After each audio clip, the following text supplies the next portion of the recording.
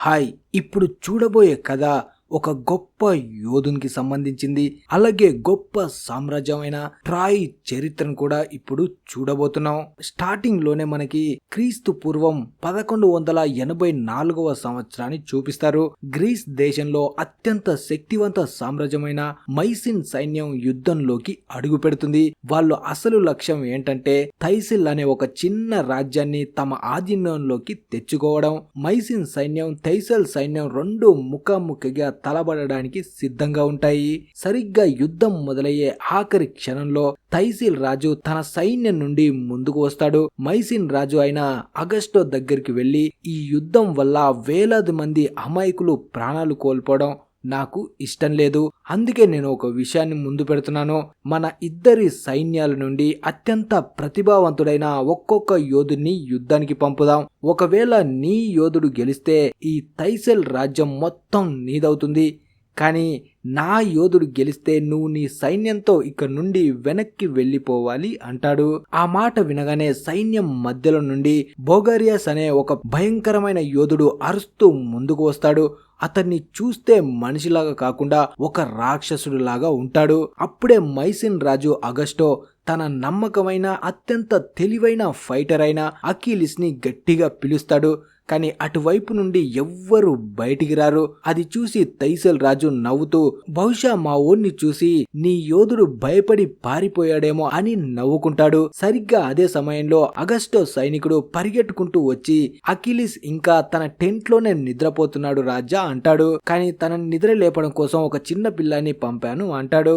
తర్వాత మనకి ఆ పిల్లాడు కనిపిస్తాడు. వాడు అకిలిస్ టెంట్ లోకి వెళ్లి అతన్ని నిద్ర లేపుతాడు. అప్పుడే ఆ కుర్రాడు మిమ్మల్ని రాజుగారు వెంటనే యుద్ధ భూమికి రమ్మన్నారు అంటాడు. అకిలిస్ యుద్ధానికి సిద్ధమవుతున్నప్పుడు ఆ కుర్రాడు ఆశ్చర్యంగా మీరు గ్రీస్ దేశంలోనే అత్యంత గొప్ప యోధుడని ఇప్పటి వరకు ఏ యుద్ధంలోనూ ఓడిపోలేదని విన్నాను, అది నిజమేనా అని అడుగుతాడు. దానికి అకిలిస్ చాలా గర్వంగా అవును అదంతా 100% నిజమని చెప్పి యుద్ధ రంగం వైపు బయలుదేరుతాడు. అకిలిస్ రావడం చూసి థైసిల్ సైన్యం అంతా గట్టిగా అరుస్తూ సంబరాలు చేసుకుంటుంది. ఎందుకంటే అంత పెద్ద రాక్షసుడు లాంటి బోగారియస్ ముందు ఈ సాధారణంగా కనిపిస్తున్న అకిలిస్ ఎంతకి తట్టుకోలేడు, నలిపేస్తాడు చిటికెలో అని వాళ్ళు అనుకుంటారు. కానీ అకిలిస్ మాత్రం చాలా ప్రశాంతంగా తన కత్తిని తీసి బోగారియస్ వైపు వేగంగా పరిగెత్తుకొస్తాడు. అది చూసి బోగారియస్ తన చేతిలో ఉన్న ఒక పెద్ద బల్యాన్ని అకిలిస్ పైకి విసురుతాడు. కానీ అకిలిస్ తెలివిగా దాని నుండి తప్పించుకుంటాడు. బోగారియస్ తన రెండో బల్యాన్ని కూడా విసురుతాడు. కానీ అకిలిస్ దాన్ని కూడా తప్పించుకుంటాడు. ఇక లాభం లేదనుకొని బోగారియస్ తన కత్తిని తీసి అకిలిస్ పైకి దాడి చేయడానికి వెళ్తాడు. కానీ క్షణాల్లోనే అకిలిస్ చిరుత పులిలా దాడి చేసి తన కత్తిని బోగారియస్ భుజంలోకి దింపుతాడు. ఆ దాడి ఎంత వేగంగా జరిగిందంటే బోగారియస్ కనురెప్ప వేసే సమయం కూడా దొరకదు. అలా బోగారియస్ ఒక్క దెబ్బకే ప్రాణాల్ని వదిలేస్తాడు. కొద్దిసేపటి క్రితం వరకు అరుస్తూ ఎంజాయ్ చేసిన థైసల్ సైన్యం అంతా ఒక్కసారిగా నిశ్శబ్దంగా మారిపోతారు. వాళ్ళ నోటి నుండి అస్సలు మాట కూడా రాదు. అప్పుడే అకిలిస్ శత్రు సైన్యం కళ్ళల్లోకి చూస్తూ మీలో ఇంకా ఎవరికైనా నాతో ఫైట్ చేయాలని ఉందా అని అరుస్తాడు. ఆ నిశ్శబ్దాన్ని చీల్చుకుంటూ థైసల్ రాజు ముందుకు వచ్చి తన రాజ కిరీటాన్ని అకిలిస్ చేతికి ఇస్తూ వెళ్ళు, ఈ కిరీటాన్ని నీ రాజు ఇవ్వు అంటాడు. కానీ అకిలిస్ మాత్రం నేను అగస్టో లాంటి ఒక నీచమైన మనిషిని నా రాజుగా ఒప్పుకోను అని మొహం మీదే చెప్పేస్తాడు. దీన్ని బట్టి మనకు ఏమర్థం అవుతుందంటే అకిలిస్ కి తన రాజు అంటే అస్సలు ఇష్టం లేదు అని. తర్వాత మనకి గ్రీస్ లోని చాలా పెద్ద రాజ్యమైన స్పాటాని చూపిస్తారు. అక్కడ రాజు పేరు మెనలాస్. ఈ రోజు అతని ప్యాలెస్ లో ఒక పెద్ద పార్టీ జరుగుతుంటుంది. ఆ పార్టీకి ఎంతో మంది రాజులు వస్తారు. కానీ మెనలాస్ కి చాలా అవసరమైన అతిథులు ఎవరంటే ట్రాయ్ సామ్రాజ్యం నుండి వచ్చిన ఇద్దరు యువరాజులు. వాళ్ళే హెక్టర్ ఇంకా ప్యారిస్. నిజానికి ట్రాయ్ కూడా మైసిన్ స్పాటా లాగే అత్యంత శక్తివంతమైన రాజ్యం. కానీ అది గ్రీస్ లో లేదు, సముద్రానికి అవతల వైపు ఉంది. ఈ ప్లేస్ నే మనం ఇప్పుడు టర్కీ అని పిలుస్తాం. ఇప్పుడు మెనలాస్ చాలా సంతోషంగా ఉంటాడు. ఎందుకంటే ఆ పార్టీలో స్పాటా ఇంకా ట్రాయ్ రాజ్యాల మధ్య ఒక శాంతి ఒప్పందం జరుగుతుంది. దీనివల్ల రెండు రాజ్యాలు ఎలాంటి గొడవలు లేకుండా కలిసిమెలిసి ఉండొచ్చని అనుకుంటారు. కానీ సరిగ్గా అదే సమయంలో ట్రాయ్ చిన్న యువరాజైన పారిస్ ఎవ్వరికీ తెలియకుండా మెనలోస్ భార్య గదిలోకి వెళ్తాడు. అతన్ని చూసి మెనలోస్ భార్య హెలెన్ చాలా కంగారు పడుతుంది. వెంటనే గది నుండి బయటికి వెళ్లిపోమని పారిస్ ని బతిమలాడుతుంది. కానీ పారిస్ ఆమె మాట వినకుండా ఆమెను గట్టిగా హత్తుకుంటాడు. దీన్ని బట్టి మనకి తెలుస్తుంది ఏంటంటే పారిస్ హెలెన్ ఒకరినొకరు ఇష్టపడుతున్నారు అని. కొద్దిసేపటి తర్వాత హెలెన్ పారిస్ తో అంటుంది, నువ్వు ఇక్కడ నుండి వెంటనే వెళ్లిపోవాలి. ఒకవేళ ఎవరైనా చూస్తే మెనలోస్ నిన్ను బతికుండగానే తగలబెట్టేస్తాడని భయంతో చెప్తుంది. దానికి పారిస్, రేపు ఉదయం మా షిప్ తిరిగి ట్రాయ్ కి బయలుదేరుతుంది. ఈసారి నిన్ను కూడా నాతో పాటు తీసుకువెళ్లాలని నేను డిసైడ్ అయ్యాను అంటాడు. అప్పుడు హెలెన్, నన్నిలా వదిలేసేయి, నా వల్ల నీ ప్రాణాలు కూడా ప్రమాదంలో పడతాయి అంటుంది. కానీ పారిస్ మాత్రం, మనం ఒక్కసారి ట్రాయ్ కి చేరుకుంటే చాలు, అక్కడ మనల్ని ఎవ్వరూ ఏమీ చేయలేరు అని నమ్మకంగా చెప్తాడు. ఆ తర్వాత హెక్టర్ ఇంకా పారిస్ ఇద్దరు అన్నదమ్ములు తన సైన్యంతో కలిసి షిప్ లో తిరిగి ట్రాయ్ కి వెళ్తుంటారు. అప్పుడే హెక్టర్ దగ్గరికి పారిస్ వచ్చి నీకొకటి చూపించాలని చెప్పి షిప్ కింద ఉన్న డెన్ లోకి తీసుకువెళ్తాడు.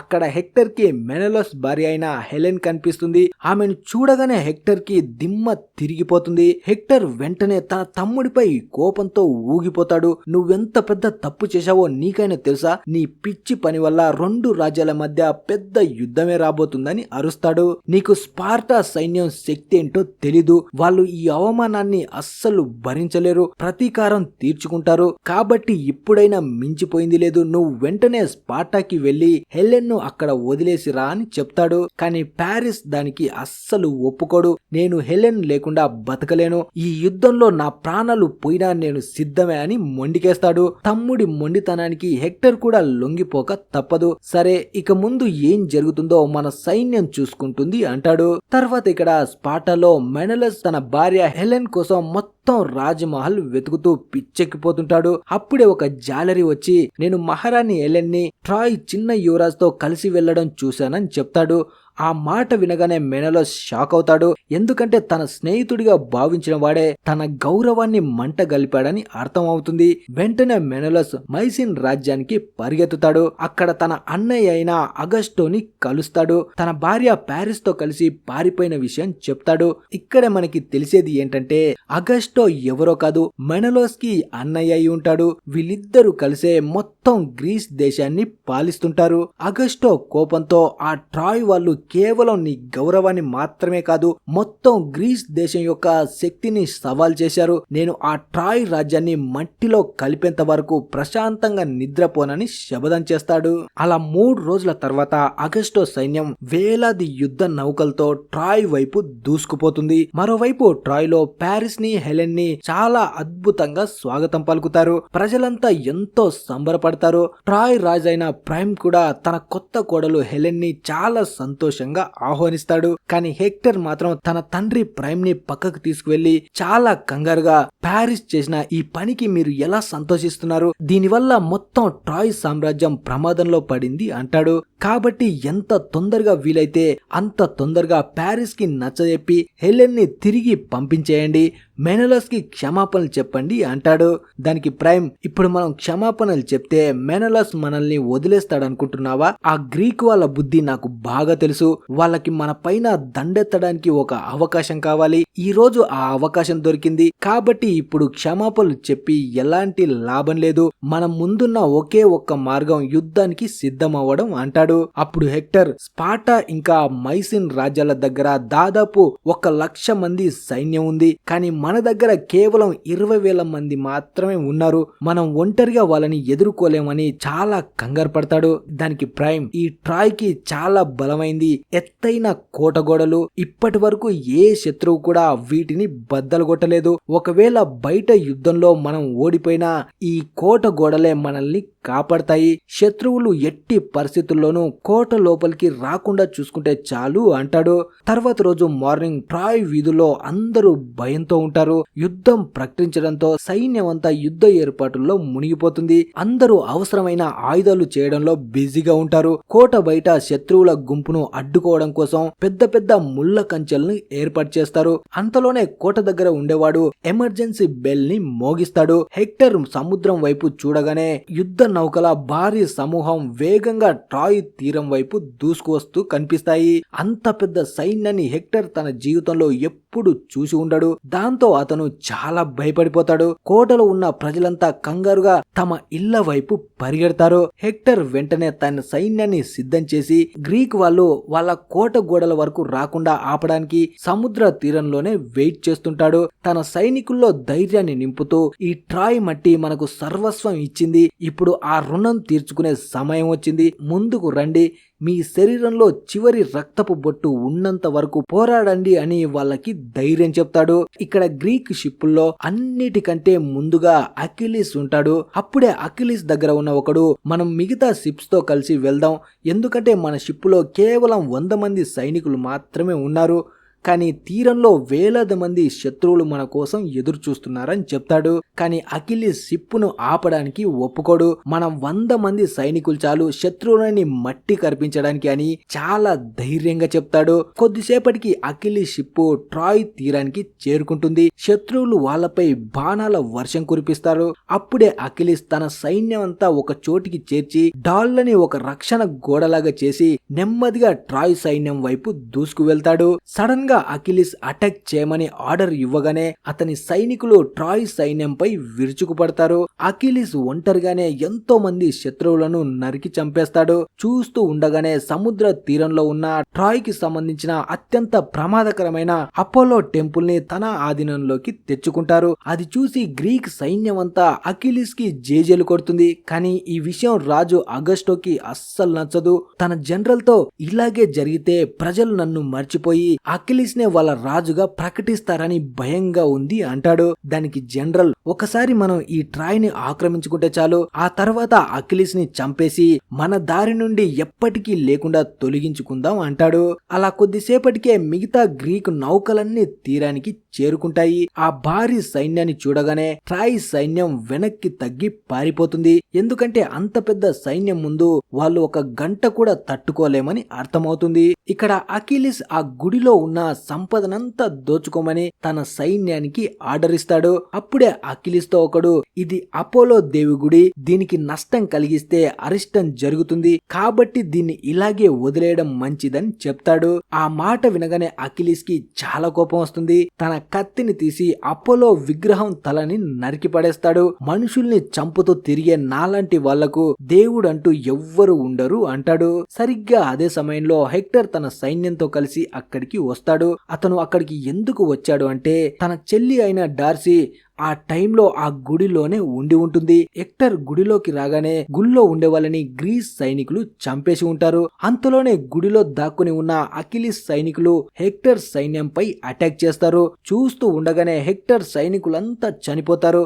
అక్కడ కేవలం హెక్టర్ ఒక్కడే మిగులుతాడు. చుట్టూ శత్రువులు ఉన్నా భయపడకుండా హెక్టర్ అకిలిస్ ని ఫైట్ కి రమ్మని సవాల్ చేస్తాడు. కానీ అకిలిస్ మాత్రం ఫైట్ కి ఒప్పుకోకుండా, నేను నిన్ను ఇప్పుడే చంపాలనుకోవడం లేదు, నువ్వు నీ ప్యాలెస్ కి తిరిగి వెళ్లిపోవడం మంచిది అంటాడు.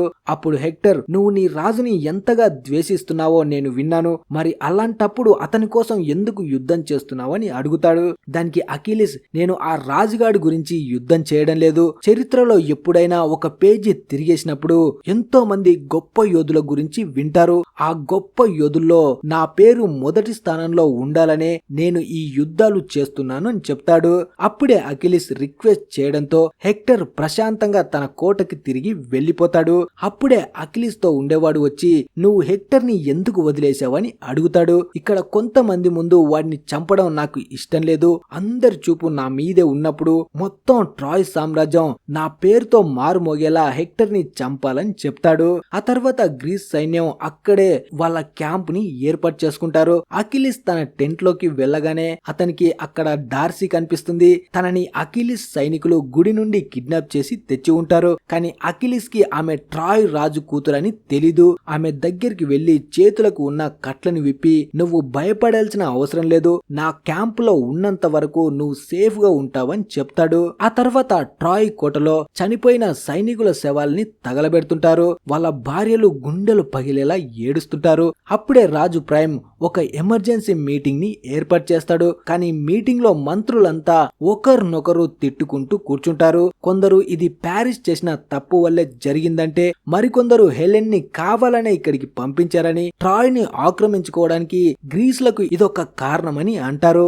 ఆ మాటలకి ప్యారిస్ చాలా బాధపడతాడు. అందరి ముందు నిలబడి, నా వల్ల ఇంకా ఏ ఒక్క అమాయకుడి ప్రాణం పోవడం ఇష్టం లేదు. ఈ యుద్ధం నా వల్లే మొదలైంది కాబట్టి దీన్ని నేనే ముగిస్తాను. నేను వాళ్ళ అత్యంత గొప్ప యోధుడితో ఫైట్ చేస్తాను. ఒకవేళ నేను ఓడిపోతే హెలెన్ ని వాళ్ళకి అప్పగించేద్దామని చెప్పి అక్కడి నుంచి వెళ్లిపోతాడు.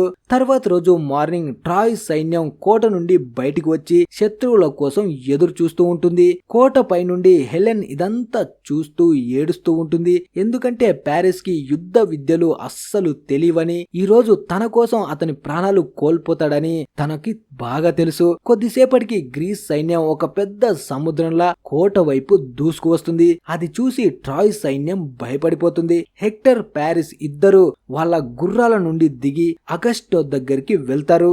అప్పుడు అగస్టో హెక్టర్ తో మాట్లాడుతూ, మీరు నా 2 షరతులు ఒప్పుకుంటే ఏ ఒక్క సైనికుడి ప్రాణం పోదు. మొదటి షరతు హెలెన్ ని నాకు అప్పగించాలి. రెండో షరతు ట్రాయ్ సామ్రాజ్యం ఇప్పటి నుండి నా ఆజ్ఞల్ని పాటించాలి, నా కింద పని చేయాలి అంటాడు. కానీ హెక్టర్ ఆ షరతులను ఒప్పుకోడు. ట్రాయ్ లోని ప్రతి బిడ్డ చావడానికైనా సిద్ధమే, కానీ నీలాంటి వాడికి గులాంగిరి చేయడానికి అస్సలు ఒప్పుకోరని చెప్తాడు. అప్పుడు ప్యారిస్ ముందుకు వచ్చి, నేను మీ బెస్ట్ ఫైటర్ తో పోరాడడానికి సిద్ధంగా ఉన్నాను. నేను ఓడిపోతే హెలెన్ ని మీకు ఇచ్చేస్తాను అంటాడు. కానీ అగస్టో మాత్రం ఈ ఫైట్ కి ఒప్పుకోడు. నేను ఇక్కడికి హెలెన్ కోసం రాలేదు, మొత్తం ట్రాయ్ ని నాశనం చేయడానికి వచ్చాను అంటాడు. కానీ మెనలస్ ఆవేశంతో ఊగిపోతూ తన అన్నయ్య అగస్టోకి నచ్చజెప్పి, నేను ప్యారిస్ తో ఫైట్ చేస్తాను, నా చేతులతో వాడిని చంపి నా అవమానానికి ప్రతీకారం తీర్చుకుంటానని మొండికేస్తాడు. అగస్టో వద్దు అన్న కూడా వినకుండా ప్యారిస్ తన ముందు ఒక చిన్న పిల్లడని, వాణ్ణి ఒక్క నిమిషంలో చంపేస్తానని నమ్మకంగా చెప్తాడు. దాంతో అగస్టో ఫైట్ కి ఒప్పుకుంటాడు. అలా ఇద్దరు ఫైటర్లు తలబడతారు. మెనలస్ ప్యారిస్ కంటే చాలా బలవంతుడు కావడంతో ప్యారిస్ పై ఘోరంగా దాడి చేసి కింద పడేస్తాడు. కొద్దిసేపటికే ప్యారిస్ కి అర్థమవుతుంది తను మెనలస్ ని అస్సలు గెలవలేడని. భయంతో యుద్ధం మధ్యలోనే వదిలేసి కింద పడిపోతూ హెక్టర్ కాళ్ళ దగ్గరికి వెళ్లి, నన్ను ఈ రాక్షసుడి నుండి కాపాడని వేడుకుంటాడు. అది చూసి అగస్టో కోపంతో ఊగిపోతూ, ప్యారిస్ చచ్చేంత వరకు పోరాడాల్సిందే, ఒకవేళ నియమాల్ని ఉల్లంఘిస్తే మా సైన్యం దాడి చేస్తుందని అరుస్తాడు. మెనలస్ కోపంతో ప్యారిస్ ని చంపడానికి ముందుకు రాగానే హెక్టర్ ఒక్క క్షణంలో తన కత్తిని తీసి మెనలస్ గుండెల్లో దించేస్తాడు. దీంతో మెనలస్ అక్కడికక్కడే ప్రాణాలు వదిలేస్తాడు. అది చూసి అగస్టో షాక్ అవుతాడు. వెంటనే తన సైన్యాన్ని అటాక్ చేయమని ఆర్డర్ వేస్తాడు. కానీ అగస్టో ఆవేశంలో ఒక పెద్ద తప్పు చేస్తాడు. తన సైన్యాన్ని ట్రాయ్ సైన్యం దగ్గర వరకు పంపిస్తాడు. గ్రీస్ సైన్యం కోట గోడల దగ్గరికి రాగానే కోటపై ఉన్న ట్రాయ్ సైన్యం బాణాల వర్షం కురిపిస్తారు. దీంతో వేలాది మంది గ్రీస్ సైనికులు అక్కడికక్కడే చనిపోతారు. అకిలిస్ దూరం నుండి ఇదంతా చూస్తూ అగస్టో చేసిన మూర్ఖపు పని వల్ల ఈ రోజు గ్రీస్ సైన్యం ఓడిపోవడం ఖాయమని తన పక్కన ఉన్న వాళ్లతో చెప్తాడు. మరోవైపు ట్రాయ్ సైన్యం తన వాళ్ళ డాళ్లతో ఒక బలమైన గోడను నిర్మించి గ్రీస్ సైన్యాన్ని చీల్చి చెండాడుతుంటారు. అక్కడ ఘోరమైన నరమేధం జరుగుతుంది. కోటపై నుండి బాణాలు వేసే వాళ్ళ ముందు గ్రీస్ సైన్యం నిలబడలేక ప్రాణాలు కోల్పోతుంది. దాంతో అగస్టో జనరల్, మనం వెంటనే సైన్యాన్ని వెనక్కి పిలవాలి, లేదంటే మన సైన్యం మొత్తం తుడిచిపెట్టుకుపోతుందని అంటాడు. చివరకు అగస్టో తన తప్పుని తెలుసుకొని సైన్యాన్ని వెనక్కి రమ్మని ఆదేశిస్తాడు. గ్రీస్ సైన్యం యుద్ధ భూమిని వదిలేసి తీరం వైపు పరిగెడుతుంది. ట్రాయ్ సైన్యం వాళ్ళను వెంబడించి వేటాడి చంపుతూ ఉంటుంది. అది చూసి రాజు ప్రైమ్ చాలా గర్వపడతాడు. హెలెన్ కూడా సంతోషిస్తుంది. గ్రీస్ సైన్యం తీరానికి చేరుకున్నప్పుడు అక్కడ ఉన్న గ్రీక్ సైనికులు ట్రాయ్ సైన్యంపై బాణాలు వేయడంతో హెక్టర్ తన సైన్యాన్ని వెనక్కి రమ్మని చెప్తాడు. యుద్ధ భూమి మొత్తం గ్రీస్ సైనికుల శవాలతో నిండిపోతుంది. ఇప్పటి వరకు ఏ సైన్యం కూడా గ్రీస్ ని ఓడించలేదు. కానీ ఇప్పుడు ట్రాయ్ సైన్యం చాలా తెలివితో వాళ్ళని తరిమి కొట్టిందని ప్రైమ్ గర్వంగా ఫీల్ అవుతాడు. ఇక్కడ అగస్టో తన తన ఓటమిని తట్టుకోలేక పిచ్చెక్కిపోతూ ఉంటాడు. తన సైన్యంలో సగానికి పైగా కోల్పోవడంతో ఏమి చెయ్యాలో అర్థం కాదు. ఇక్కడ ట్రాయ్ సభలో జనరల్స్ అందరూ రాజుతో ఇదే సరైన సమయం, గ్రీస్ వాళ్ళు వెనక్కి తగ్గినప్పుడే వాళ్ళపై అటాక్ చేసి వాళ్ళ సైన్యాన్ని మొత్తం తుడిచిపెట్టేయాలి. అలా చేస్తే చరిత్రలో ట్రాయ్ పేరు సువర్ణ అక్షరాలతో లిఖించబడుతుంది అంటారు. కానీ హెక్టర్ దానికి ఒప్పుకోడు. మనం వాళ్ళ సైన్యాన్ని తక్కువ అంచనా వేయకూడదు. కోట గోడల దగ్గర ఉండి వాళ్ళ దాడి కోసం ఎదురు చూడడం మంచిది. గ్రీక్ సైన్యం మన కోటని ఎప్పుడు దాటలేదని నాకు నమ్మకంగా ఉందని అంటాడు. కానీ ప్రైమ్ తన కొడుకు మాటను వినకుండా మంత్రులు చెప్పినట్టే చేద్దామని డిసైడ్ అవుతాడు. ఆ తర్వాత కొంతమంది గ్రీక్ సైనికులు డార్సీని పట్టుకొని ఆమెతో దారుణంగా ప్రవర్తిస్తుంటారు. సరిగ్గా అదే సమయానికి అకిలిస్ అక్కడికి వచ్చి ఆ సైనికుణ్ణి చంపేసి ఆమెను తన టెంట్ లోకి తీసుకువెళ్తాడు. నిన్ను టెంట్ లోనే ఉండమని చెప్పాను కదా, బయటికి ఎందుకు వచ్చావు అంటాడు. దానికి డార్సీ నేను ఇంకెంతకాలం నీకు బానిసగా ఉండాలి అంటుంది. దానికి అకిలిస్ ఈ యుద్ధం ముగిసేంత వరకు నువ్వు ఇక్కడే ఉండాలి అంటాడు. అలాగే తనకి అయిన గాయానికి మందు రాయబోతుంటాడు. కానీ ఆమె మాత్రం అస్సలు ఒప్పుకోదు. రాత్రికి అకిలిస్ పడుకొని ఉన్నప్పుడు డార్సీ నెమ్మదిగా వచ్చి అతని గొంతుపై కత్తి పెడుతుంది. దానికి అకిలిస్ ఏ మాత్రం భయపడకుండా నన్ను చంపాలనుకుంటే చంపేయ్, ఇలాంటి చేతకాని సైనికులతో చావడం కంటే నీలాంటి అందమైన అమ్మాయి చేతిలో చావడమే సంతోషం అంటాడు.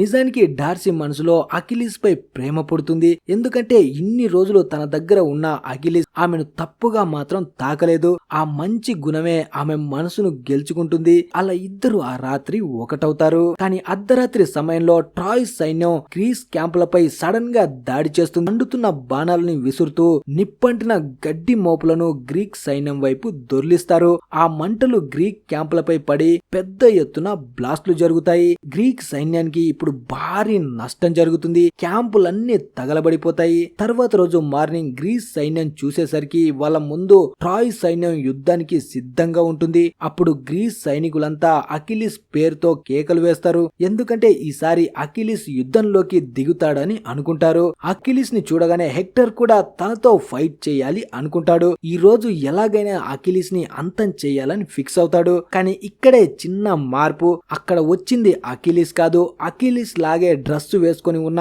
అతని తమ్ముడు. అతని బాడీ కూడా అచ్చం అకిలిస్ లాగే ఉండడంతో అందరూ కూడా తప్పుగా అర్థం చేసుకుంటారు. అలా రెండు సైన్యాలు పోటీ పడతాయి. యుద్ధం మొదలవుతుంది. చూస్తూ ఉండగానే హెక్టర్ అకిలిస్ తమ్ముడు ఇద్దరు పోటీ పడతారు. మిగతా సైనికులంతా వాళ్ళ ఫైట్ ని ఆపి వీరిద్దరు పోరాటాన్ని ఆశ్చర్యంగా చూస్తూ ఉంటారు. ఈ ఫైట్ లో హెక్టర్ చాలా ఈజీగా అకిలిస్ తమ్ముడిపై అటాక్ చేస్తాడు. ఎందుకంటే అతను చాలా చిన్నవాడు, అతనికి యుద్ధంలో అనుభవం కూడా లేదు. దాంతో హెక్టర్ అతన్ని నరికి చంపేస్తాడు. తన తమ్ముడిని హెక్టర్ చంపేశాడని వార్త అకిలిస్ కి తెలియగానే తను చాలా బాధపడతాడు. గతంలో తనకి హెక్టర్ దొరికాడు, చంపే అవకాశం వచ్చినా సరే గొప్ప యోధుణ్ణి అవ్వాలన్న ఆశతో వాణ్ణి వదిలేసి చాలా పెద్ద తప్పు చేశాను, వాణ్ణి అప్పుడే చంపేసి ఉంటే ఈ రోజు నా తమ్ముడు బతికేవాడని ఏడుస్తాడు. ఆ ఒక్క రోజు చేసిన తప్పుకి ఈ రోజు పెద్ద మూల్యం చెల్లించాల్సి వచ్చింది. ఆ రాత్రి హెక్టర్ తన భార్యను ప్యాలెస్ లో ఉన్న ఒక రహస్య మార్గం దగ్గరికి తీసుకువెళ్తాడు. ఒకవేళ శత్రువులు ట్రాయ్ కోటను ఆక్రమిస్తే ఎవ్వరిని వదిలిపెట్టరు. ఒకవేళ అదే జరిగితే నువ్వు ఈ సీక్రెట్ ప్లేస్ లో నుంచి కోట వెనుక నుండి బయటపడి నేరుగా తూర్పు వైపు వెళ్లిపో అని చెప్తాడు. దానికి అతని భార్య ఏడుస్తూ ఎందుకిలా మాట్లాడుతున్నారని అడగ్గా, బహుశా ఈ యుద్ధంలో నేను చాలా త్వరగా చనిపోవచ్చు, అందుకే నువ్వు ప్రతి పరిస్థితికి సిద్ధంగా ఉండాలి. పారిస్ నా తమ్ముడు, ప్లీజ్ అతన్ని క్షమించని చెప్తాడు. ఇక్కడ అకిలిస్ మాత్రం చాలా కోపంగా ఉంటాడు. తన తమ్ముడి మరణానికి ప్రతీకారంగా హెక్టర్ ని చంపాలనే కసితో రగిలిపోతుంటాడు. అతని రథం తీసుకొని డైరెక్ట్ గా ట్రాయ్ కోట గోడల దగ్గరికి వస్తాడు. కోట గోడల ముందు నిలబడి హెక్టర్ పేరును గట్టి గట్టిగా అరుస్తూ పిలుస్తాడు. అప్పుడే కోట తలుపులు తెరుచుకుంటాయి. హెక్టర్ బయటికి వస్తాడు.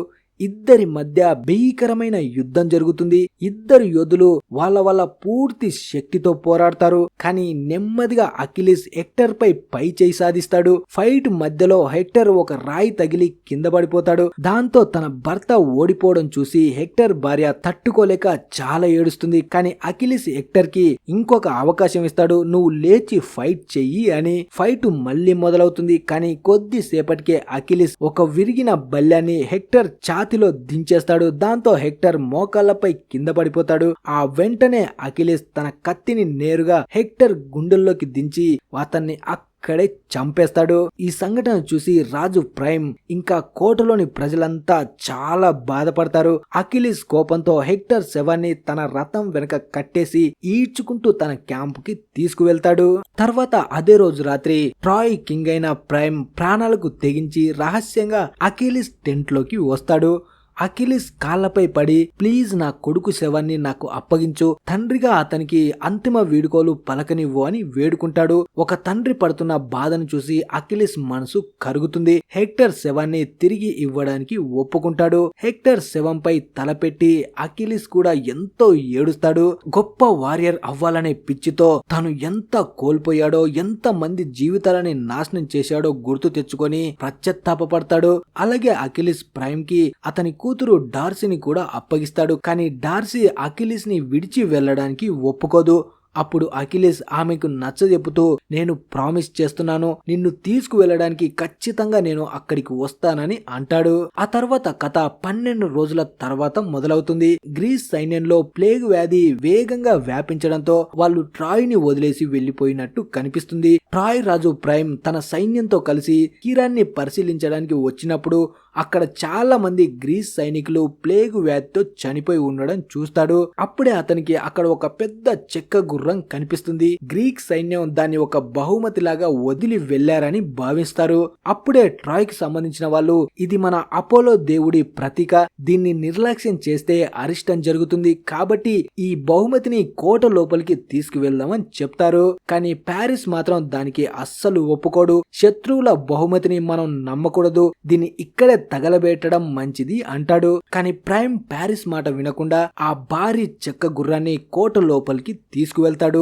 ఆ రోజు రాత్రి ట్రాయ్ లో పెద్ద ఎత్తున సంబరాలు చేసుకుంటారు. ఎందుకంటే తమపై ఉన్న పెద్ద గండం గడిచిపోయింది, గ్రీస్ వాళ్ళు చనిపోయారు అనుకుంటారు. ఆ తర్వాత రాత్రిపూట ట్రాయ్ సైనికుడు కావలి కాస్తూ కొండపైకి వెళ్తాడు. అక్కడ సముద్రంలో ఎదురుగా ఉన్న దృశ్యాన్ని చూసి అతని గుండె ఆగినంత పనవుతుంది. అక్కడ గ్రీస్ సైనికులు షిప్పులపై దాక్కొని వెయిట్ చేస్తూ ఉంటారు. వెంటనే ఆ సైనికుడు ట్రాయ్ కోట వైపు పరిగెత్తు ఉన్నప్పుడు గ్రీస్ సైనికులు అతన్ని బాణాలతో కొట్టి అక్కడికక్కడే చంపేస్తారు. ఆ రోజు రాత్రి ట్రాయ్ సైనికులంతా హాయిగా నిద్రపోతున్నప్పుడు ఆ చెక్క గుర్రం లోపల దాక్కొని ఉన్న గ్రీస్ సైనికులంతా నెమ్మదిగా బయటకు వస్తారు. వాళ్ళలో అకిలిస్ కూడా ఉంటాడు. కానీ అకిలిస్ ఇక్కడికి ట్రాయ్ ని నాశనం చేయడానికి రాలేదు, కేవలం డార్సీని కాపాడడానికి వచ్చాడు. ఎందుకంటే కొద్దిసేపట్లో గ్రీస్ సైన్యం ట్రాయ్ పై దాడి చేసి అందరినీ దారుణంగా చంపేస్తుందని తనకి బాగా తెలుసు. గుర్రం లోపల నుండి బయటికి వచ్చిన సైనికులు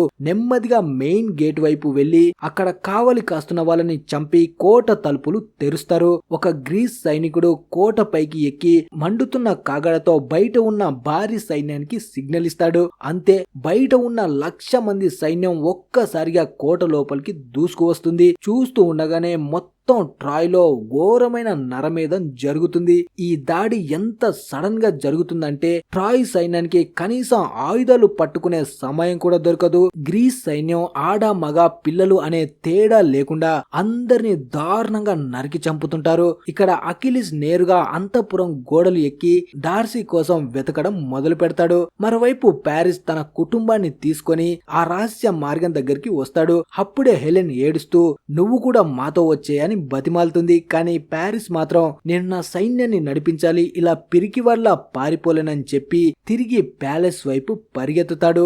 అప్పుడే గ్రీస్ సైనికులు కోటలో ఉన్న మెయిన్ గేట్ ని పగలగొట్టి అందరూ లోపలికి వస్తారు. కానీ ట్రాయ్ వాళ్ళు ముందు నుంచి అక్కడ వెయిట్ చేయడం వల్ల ఆ గ్రీస్ వాళ్ళపై దారుణంగా అటాక్ చేస్తారు. కానీ ఇంకా గ్రీస్ సైనికులు లోపలికి వస్తూనే ఉంటారు. అక్కడ చాలా పెద్ద యుద్ధం జరుగుతుంది. అప్పుడే ట్రాయ్ జనరల్ వెంటనే ప్యారిస్ ని అక్కడి నుంచి వెళ్లిపోమని చెప్తాడు. వెంటనే తన సిస్టర్ ని ఫాదర్ ని వెతుక్కుంటూ అక్కడి నుంచి వెళ్లిపోతాడు. అలా చూస్తూ ఉండగానే ఇప్పుడు మొత్తం గ్రీస్ సైనికులు ట్రాయ్ ని సర్వనాశనం చేస్తూ ఉంటారు. కింగ్ అయిన ప్రైమ్ నాశనం అయిపోతున్న ట్రాయ్ ని చూసి చాలా బాధపడతాడు. అప్పుడే వెనక నుంచి గ్రీస్ సైనికులు వచ్చి ప్రైమ్ ని కూడా చంపేస్తారు. అలా ప్రైమ్ చనిపోయిన తర్వాత అగస్టో డార్సీ దగ్గరికి వెళ్లి తనని పట్టుకొని ఇన్ని రోజులు నువ్వు అకిలిస్ కి సుఖాన్నిచ్చావు, ఇప్పుడు నాకు సుఖాన్నివ్వు అని తనని బాధ పెడుతూ ఉంటాడు. అప్పుడే డార్సీ తన దగ్గర ఉన్న కత్తిని తీసుకొని అగస్టో గొంతులో దింపి అక్కడికక్కడే అగస్టోని చంపేస్తుంది. ఇది ఎలా ఉంది అంటే 7 సముద్రాలు దాటిన గొప్ప యోధుడు ఇంటి ముందర ఉన్న మురికి కాలువలో పడి చచ్చాడంట. ఎన్నో యుద్ధాలు చేసిన వాడు ఆఖరికి ఆడదాని చేతిలో చనిపోయాడు. అప్పుడే అకిలిస్ అక్కడికి వస్తాడు. మిగతా సైన్యం నుండి డార్సీని కాపాడతాడు. కానీ ప్యారిస్ వెనక నుంచి వచ్చి అకిలిస్ పై అటాక్ చేస్తాడు. డార్ఫీ ఎంత వద్దని చెప్తున్నా సరే తన అన్న చావుకి ప్రతీకారంగా ప్యారిస్ నాన్ స్టాప్ గా బాణాలు వేసి అక్కడికక్కడే అకిలిస్ ని చంపేస్తాడు. ఆ తర్వాత డార్సీని తీసుకొని అక్కడి నుంచి వెళ్లిపోతాడు. అలా గ్రీస్ లో ఉన్న గొప్ప యోధుడు అక్కడే చనిపోతాడు. అలా దారుణమైన యుద్ధం తర్వాత మార్నింగ్ ప్యారిస్ కనిపిస్తాడు. తను ట్రాయ్ నుంచి దూరంగా తప్పించుకొని హెలెన్ ని డార్సీని తీసుకొని వస్తాడు. అలాగే ఇక్కడ ట్రాయ్ మధ్యలో అకిలిస్ ని ఘనంగా సాగనంపుతారు. అలా ఈ గొప్ప మూవీ ముగుస్తుంది. మరి ఈ మూవీ మీకు ఎలా అనిపించింది అనేది కింద కామెంట్ చేసి చెప్పండి. అలాగే వీడియో నచ్చితే లైక్, షేర్, సబ్స్క్రైబ్ తప్పకుండా చేయండి. Thanks for watching.